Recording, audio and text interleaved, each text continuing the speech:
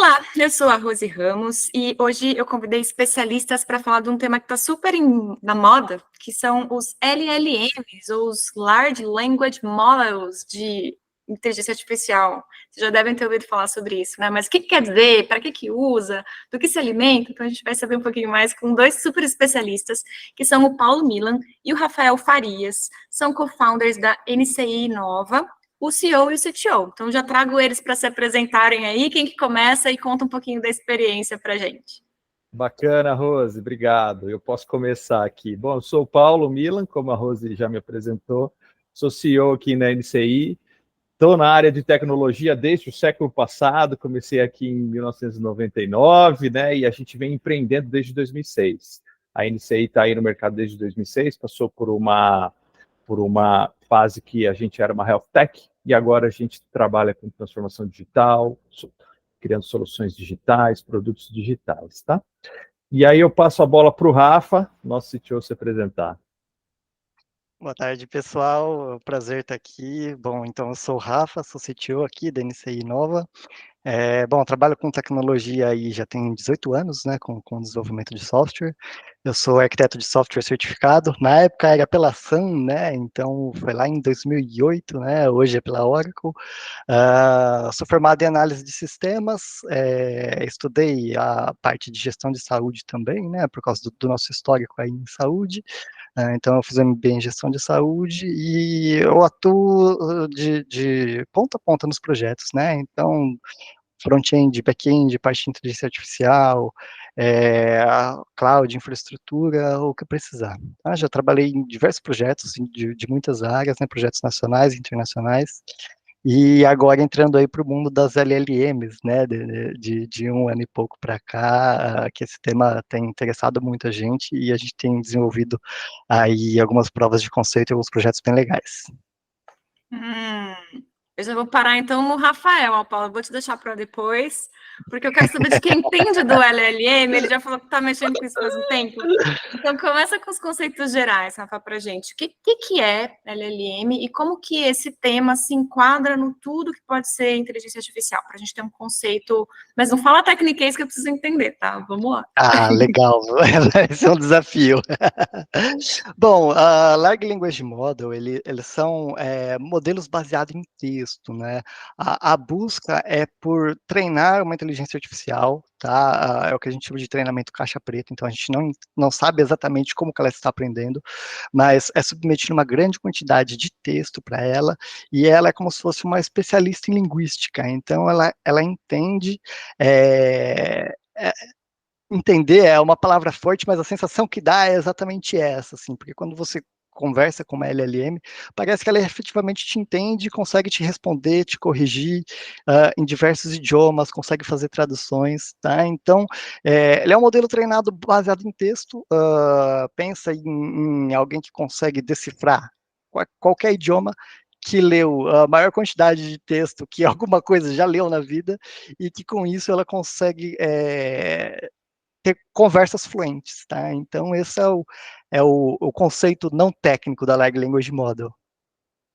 E o mais famoso hoje é o ChatGPT, né? Que todo mundo conhece, mas tem diversos aparecendo por aí. Cita uns aí, uns nomezinhos além do GPT, que mais que temos? Qual o cardápio do LLM? Bom, tem a Gemini agora, né, da Google, ainda não tenho certeza se a pronúncia é Gemini ou Gemini, mas ele parece não ser só uma Large Language Model, mas ele é um modelo multimodal, então ele treina a questão de visão, de audição, tá, algumas outras capacidades.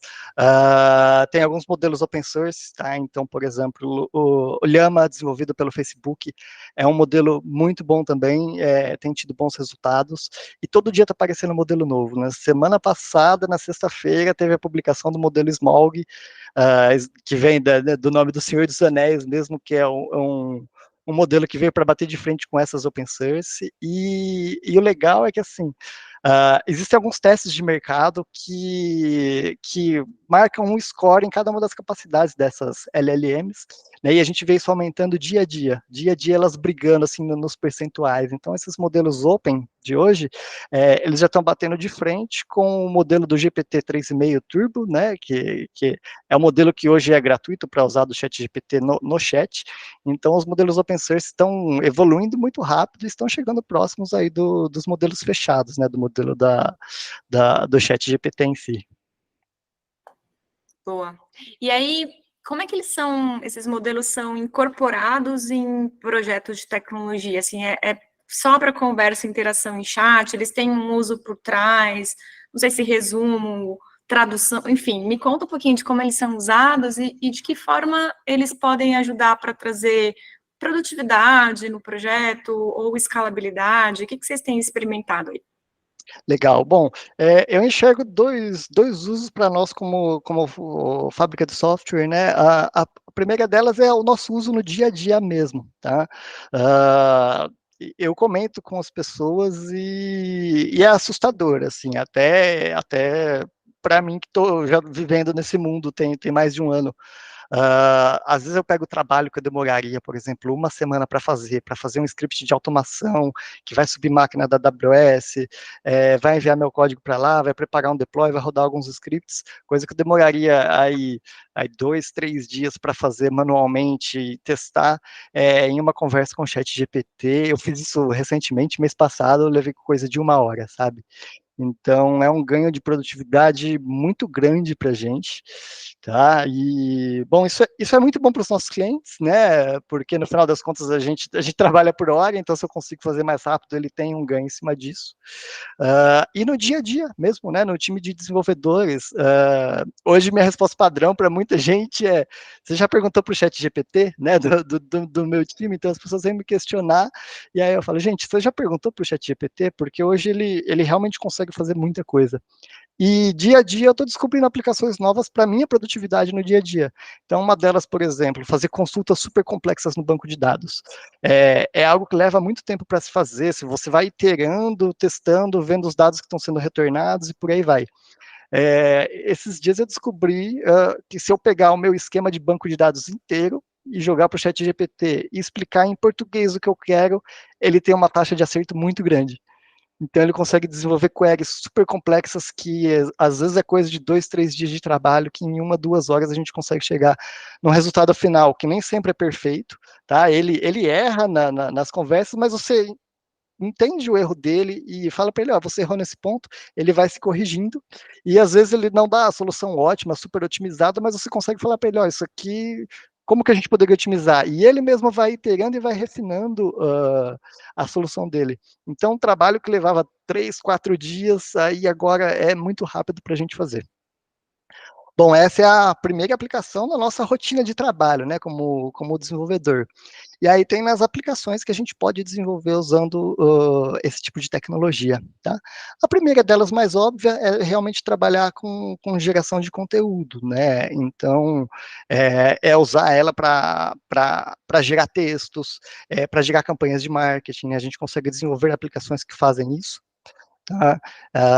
Então, eu vejo isso com uma visão muito boa. E outra é a questão da gente conseguir usar a inteligência, a cognição dela para extrair informações de dados não estruturados, tá? Então, o que é dados não estruturado?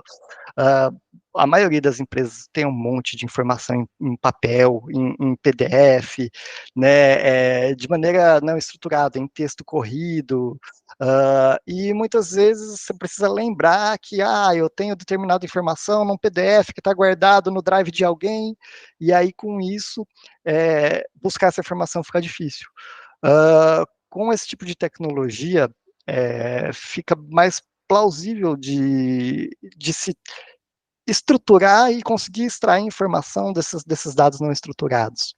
Tá? A gente consegue hoje pegar aí e indexar diversos documentos nossos em alguma base de vetores, por exemplo, e aí desenvolver uma aplicação no qual a gente pode fazer qualquer pergunta aberta, e aí o sistema em si descobre qual que é o melhor documento para isso, descobre quais que são os trechos desse documento que são relevantes, e aí pega esses trechos, manda para o ChatGPT e fala, ChatGPT, com esse contexto aqui, o meu usuário quer saber tal coisa. E aí a cognição do ChatGPT mais a interpretação de texto dele consegue te responder esse tipo de coisa. Eu só me perdi a hora que você falou que você indexa no vetor. Essa parte eu não vou te pedir para explicar, tá? Eu entendi que resolve, mas tudo bem, tudo bem. Massa. E, gente, assim, tem alguma coisa que vocês estejam experimentando já com um cliente do mercado, ou em POC, ou em estudo, assim, de aplicação de produto? Como é que tá essa pesquisa? Como é que tá essa aplicação com vocês? Bacana, Rose, eu vou assumir essa. Depois eu passo de novo para o Rafa. Estamos sim. Começamos, obviamente, essa tecnologia nova, então começamos ano passado, assim como todo mundo, né? Mas a gente vem colocando muito esforço e muito investimento cada vez mais, porque realmente é muito significativa a LLM, né? Então, assim, como a gente tem um track record bem interessante na área da saúde, a gente está com alguns projetos já na mesa, entrando aqui no nosso desenvolvimento, assim, que são bem interessantes na aplicação, né? E são bem relevantes que a gente quer resolver.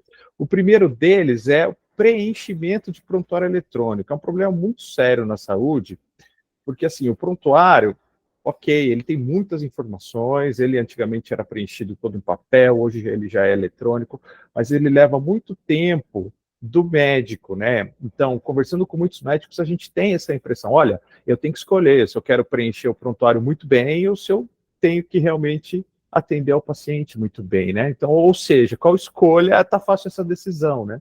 Então, o que a gente tem num projeto?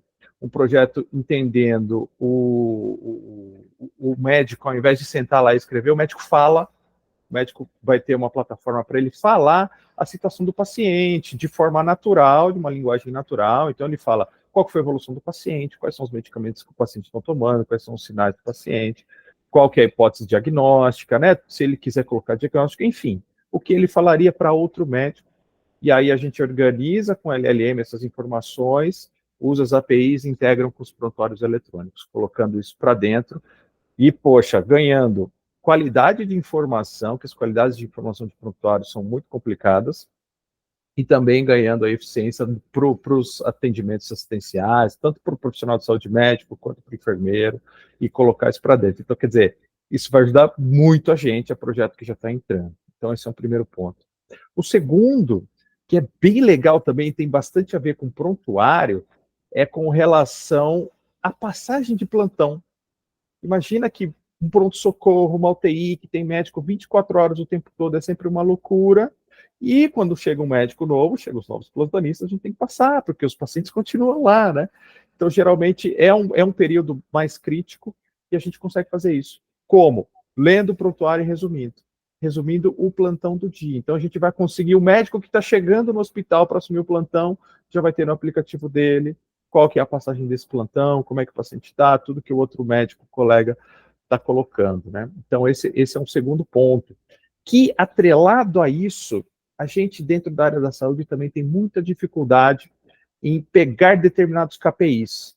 Por exemplo, a gente tem todo o controle de infecção dentro de hospital, dentro de uma UTI, por exemplo, né? Que quando a gente coloca os catéteres, seja um catéter venoso central, né? O catéter vesical de demora e assim por diante, que são linguagens mais técnicas dos médicos, né? Mas, enfim, controla-se muito a infecção disso. E muitas vezes, ou na grande maioria das vezes, esses KPIs são contados por pessoas que estão lá dentro da UTI, que vai lá, que depende de entender se o paciente teve ou não teve infecção, depende, às vezes, de colocar numa planilha, que depende, às vezes, de colocar isso dentro do sistema. Então, a gente tem uma falha de coleta dessas informações muito grande, e elas são importantíssimas para o planejamento, tanto da saúde de um hospital, quanto de uma saúde pública de um município, e a gente vai ter condição, com a leitura do prontuário, extrair muitos KPIs aí dentro e transformar isso em informação de gestão, tanto do hospital, tanto do médico, tanto do controle de infecção do hospital, quanto da própria saúde pública, né? Entendendo a saúde pública. Então, esse é o segundo projeto que eles andam juntos, a passagem de plantão mais KPIs, que a gente também está estudando com um grande cliente, né? E aí, o terceiro, que é um outro cliente que também dentro da área da saúde, que é bem interessante, é um outro grande problema dos hospitais, principalmente dos hospitais privados, aí da esfera privada, são a análise de contas, que a gente chama, ou seja, o faturamento do hospital. Dentro da saúde, existe uma série de regras, né? Então, existem as operadoras de saúde, né? A Bradesco, a Unimed, a Sul América e assim por diante. Cada uma dessas tem uma regra. O que os hospitais geralmente fazem é assim, olha, esse time aqui é Saúde Bradesco, esse time aqui é da Sul América, aquele outro time, aí quando uma pessoa do time tira férias é um caos, está sempre aqui na cabeça. Então, ou seja, é algo que a LLM consegue entender muito bem os contratos, ler os contratos, se contextualizar, ler as regras e analisar as contas. Hoje, existe um problema muito grande no hospital, que é ter uma montanha de gente. A hora que a gente entra dentro de uma sala de um faturamento hospitalar, é aquele mundaréu de gente, aquele mundaréu de papel. Então, existe um mundaréu de gente para ficar vendo regra e sai errado. Sai errado a regra, sai errado o preço. E aí, a hora que chega na operadora para ela pagar a conta, ela fala, vou glosar tal conta, tal paciente. Então, quer dizer, com a LLM a gente tem a capacidade de fazer isso com muito mais eficácia, com muito mais assertividade, com muito mais velocidade, né? A gente vai acertar muito mais, a gente vai ser muito mais rápido e a gente vai evitar com que tenha tanto essa perda do hospital com gente, a perda da operadora com gente, que a operadora manda os seus auditores para cada um dos hospitais para ver a conta antes de ir. Então, quer dizer, a gente vai ganhar em muito aí para todo o ecossistema em eficiência e economia de recursos, né? Que a área da saúde tem muita eficiência em relação a recursos. Então, são três projetos que já estão entrando aqui na nossa esteira, são projetos reais, dores reais, assim, que a gente está resolvendo, né? E bem relevantes, que vão trazer muito resultado, né? A gente imagina que daqui a alguns meses a gente tenha histórias novas para contar nesses projetos, né? E aí, chamando de volta o Rafa, né? A Rafa tem até mais exemplos, acho que é até interessante contar mais aí, Rafa, o que você está achando, o que você está vendo? Legal. Tem a prova de conceito de conversar com contratos, né, que a gente desenvolveu. Isso foi uma introdução nossa, assim, ao mundo das Large Language Models, né, e é um projeto interessante porque o nosso objetivo era justamente conseguir conversar com os contratos, né. Isso surgiu da onde? A gente tem um contrato com um cliente do México, contrato gigantesco, super denso, tem mais de 100 páginas o contrato em inglês e é muito difícil saber o que está lá dentro, né? Então, pegando esse contrato como exemplo, a gente teve a ideia, vamos tentar desenvolver alguma forma que a gente possa fazer perguntas e essas perguntas serem respondidas, né, por uma inteligência artificial. Então, essa foi uma prova de conceito que a gente desenvolveu, uma prova de conceito bem legal, porque ela esbarra em algumas limitações, né, das inteligências artificiais hoje, né, na época que a gente começou essa prova de conceito, na verdade, as limitações eram maiores, porque esses modelos, eles são o custo computacional deles é meio que medido em tokens, né, como se fosse quantidade de palavras. E esse limite de tokens ele era bem pequeno, né, no começo, o ChatGPT 3, depois que o 3,5 aumentou, aí o 4 aumentou, e está aumentando cada vez mais. Mas o que isso quer dizer, né? A gente paga por esses tokens, então são os textos que a gente manda para a inteligência artificial e os textos que ela responde, então tudo isso é cobrado como se fosse palavra a palavra. Tá? E esse contexto ele era pequeno, um contexto de 1.000 palavras, por exemplo. Um contrato de 100 páginas, quantas 1.000 palavras cabem lá dentro?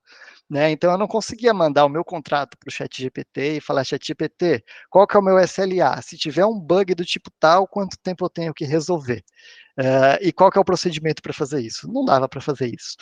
Né? Então, a gente encontrou uma técnica chamada RAG, né, que eu não me lembro agora exatamente, acho que era Retrieval Augmented Generation, é o nome do termo, tá? E o que isso é, na verdade? Eu pego o meu contrato inteiro, quebro ele em diversos blocos, como se fosse quebrar em frases, e aí eu mando essas frases individualmente para alguma inteligência artificial converter isso num formato mágico, tá? Realmente é mágico. Ele transforma frases em um número, mas ele não captura palavra a palavra, ele captura o significado das coisas. Então isso é muito bizarro, assim. É o tipo de coisa que até para mim parece mágica, né? Porque eu estou vivendo isso no dia a dia. Ele captura esse significado e guarda em algum lugar. E aí, como é que funciona? Quando eu quero, por exemplo, fazer esse questionamento, qual que é o meu SLA para bug crítico e qual que é o procedimento para eu comunicar os passos que estão sendo tomados?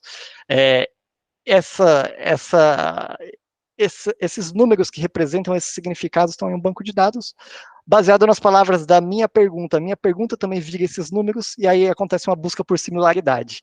O que me parece que vai me ajudar a responder essas perguntas aqui?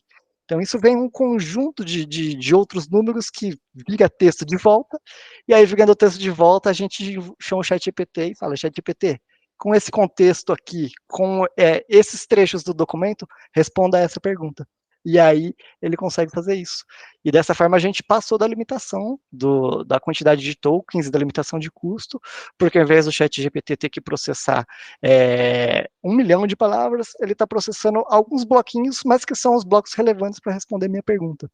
Tá? Então, essa limitação hoje, ela diminuiu bastante, tá? O ChatGPT hoje, ele consegue ler aí praticamente um livro para te responder uma pergunta, tá? Mas o que eu tenho reparado no dia a dia é que quanto mais informação você coloca para ele, mais ele alucina, né? Alucinar é o termo técnico que a gente usa para ele inventar coisas que não são verdades. E ele é muito convincente, né? Então, às vezes ele vai te responder abobrinha, mas você vai acreditar na abobrinha que ele está te respondendo.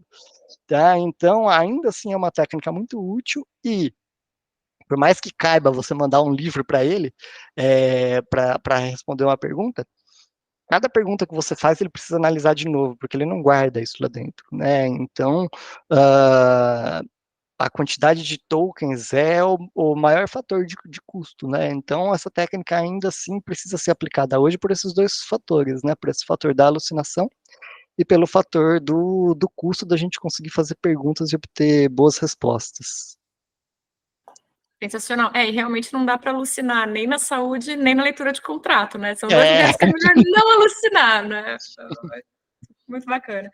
E eu lembro conversando com o Paulo, não faz muito tempo, que vocês estavam me contando de um caso de sucesso. Vocês começaram com LLM há 1 ano e meio, como todo mundo no planeta, né? Mas vocês trabalhavam com crawler já muito antes.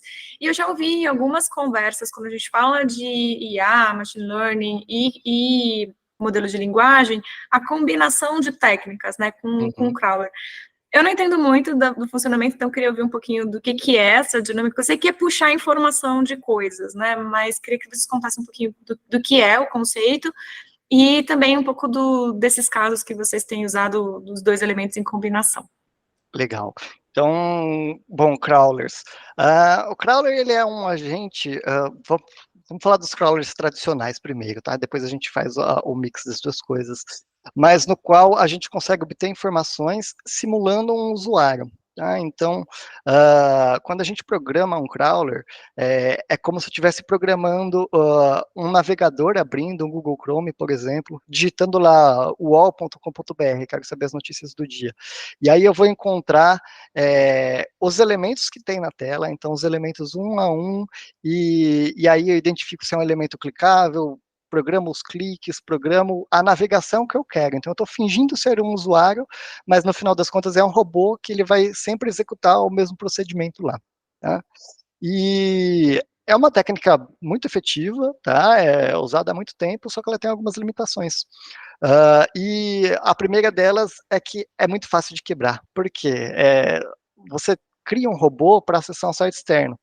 Então, o time de tecnologia lá do outro lado sabe que você cria um robô para extrair a informação de lá. E eles não estão preocupados em mudar o layout, mudar os scripts, mudar o que for preciso do lado de lá. Então, o que acontece? Os crawlers tradicionais, eles quebram, né, com uma certa frequência.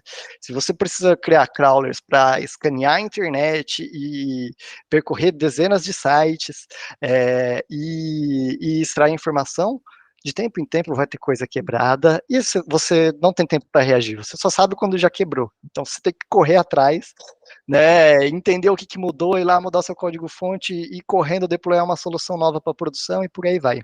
Né?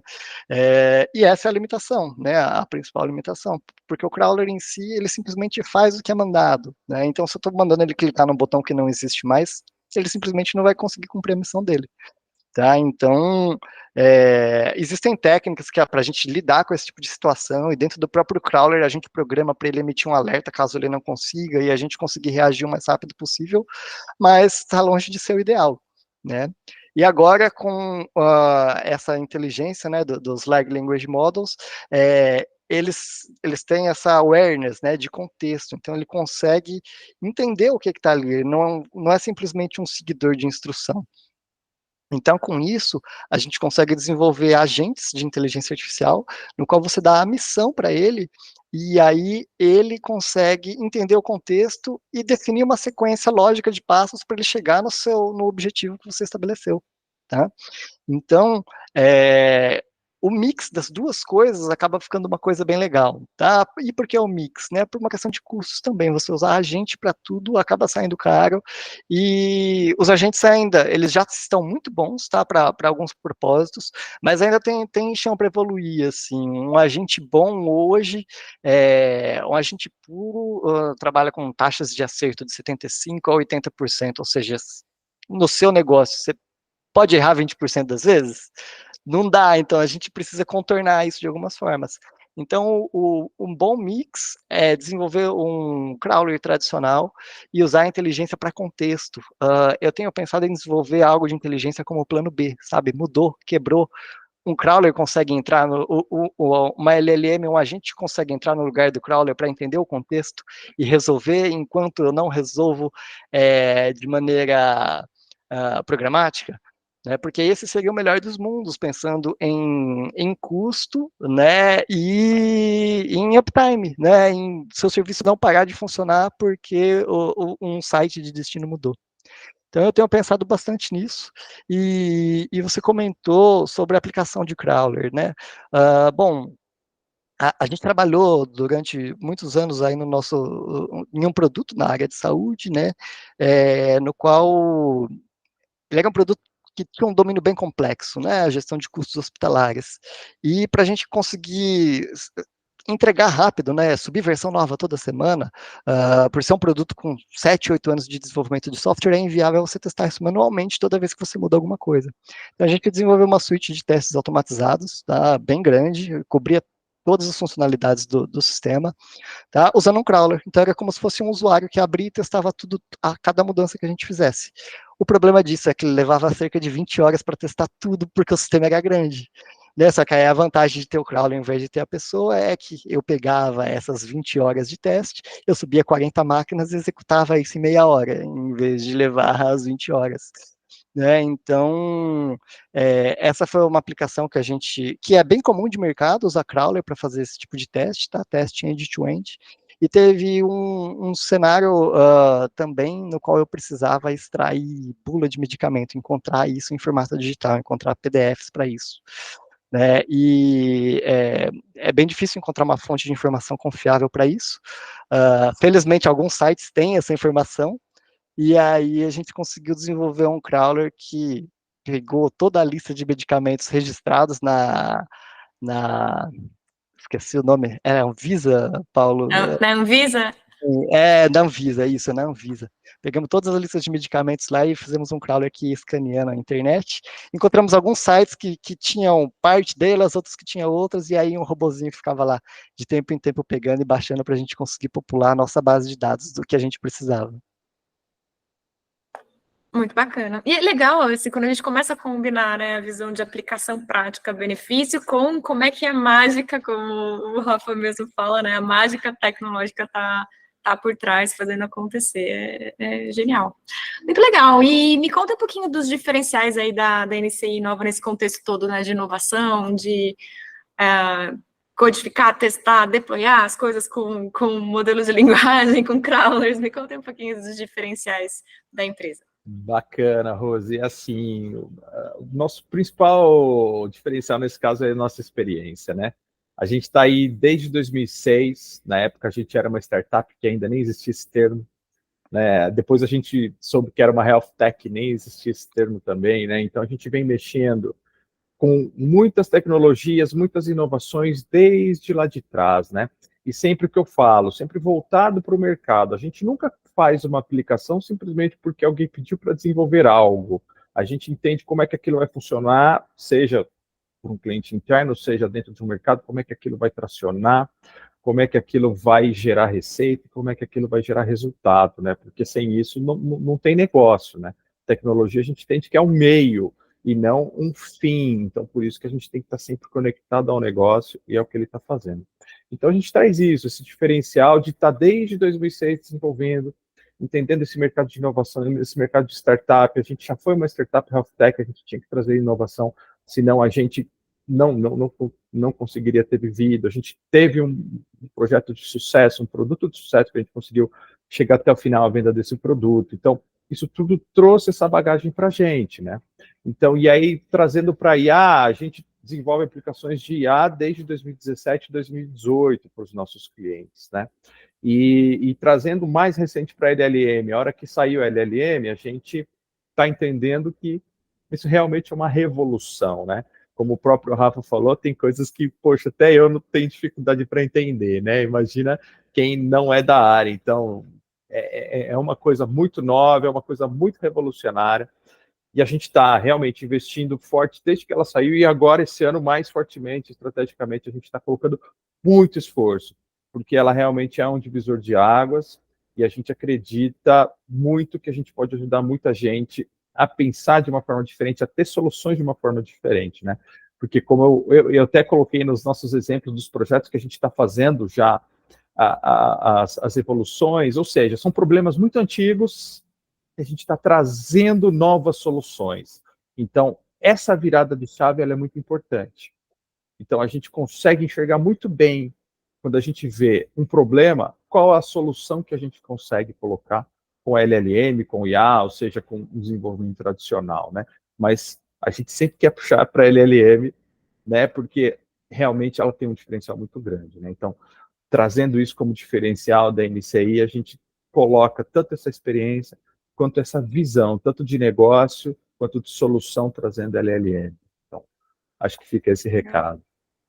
Não, e é bem bacana, né? Porque você fala desde 2006 e tal, e você tem uma solidez de visão de processos, de pessoas, de objetivos de negócio, e isso é mais corpo duro mesmo, né? Uma coisa que muda, mas não é que do dia para o outro vai se transformar.